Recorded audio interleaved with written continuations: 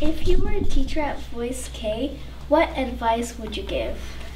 Okay, I would say being a reporter, the utmost important thing is investigate. When in doubt, cut it out. So if you have doubts about something, don't report it because it's inaccurate unless you verified it. Otherwise, if it's written, then you have liabilities. So make sure you do all the investigations. And then balance reporting, I sort of touch on some of the aspect of it. So it means if I'm providing this platform for this party, I have to have the opposition to have a voice. What are their stances? Or if it's an issues, let's say if it's a legal case, you will ask the opinion from the accused as well as from the crown. So from both sides, from the crown and from the defense. So you have to ask both. Otherwise, your report is not ready if you are lacking one side of it. So the third part is headline matters. So a strong headline will lure the readers into your story. So if you want your story to be read, you better have a strong headlines. Otherwise, you know, this is digital age. Everybody would just flip through the page like that, right? So strong headlines really matters. And how to find that headlines. So if you, during your interview of the story, do you find any quotes in the story that's, you know, really making an impression on you? Or if you have any images that just can't let go, so just work that into your headlines and then give it some flavor. That way people will be more interested in your story because it's more personal, right? And also, talking about personal, no personal opinions, straight facts. So how to do that is really hard, but you're gonna observe the situations. For example, there's a car accident. What you see is a car crashing to maybe, let's say, a truck. And that's the fact, right? So there are some people, of course, there are some people injured, but how serious are they? If they appear to be serious, do you report seriously injured?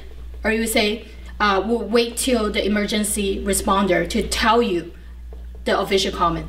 What would you do? Would you just report? No. No. Why?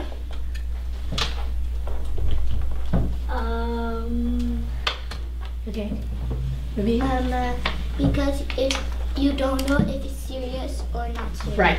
Because you're not professional in that area, so you wouldn't be taking part of that. You just report what you see. If it's a white vehicle, you can describe. It's a white vehicle. And how many pedestrian was walking by, and what time did it occur? So 5W1H, right? Yeah. And also, the last, I would say, is the second last. Building context for future opinion pieces.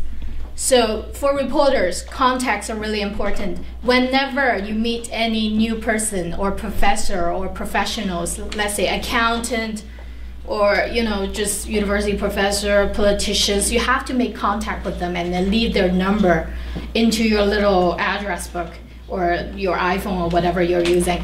So make sure in the future when something comes up, let's say when there's earthquake, oh, I happen to know that expert who can comment on this piece instead of, you know, looking everywhere for someone to comment. And you have a deadline, remember. Reporter, deadline, you have to mindful for that. Usually for newsroom, 5 p.m. to 6 p.m. will be a cutoff line, and depends on the story. I have some stories that has to go by 5, and you have to give that to your editor. Otherwise, it will defer their job. And some of our report, because we are published in traditional Chinese, so in our branch, it's not only in Toronto, Vancouver, but also in Hong Kong, San Francisco. So we share a same article database.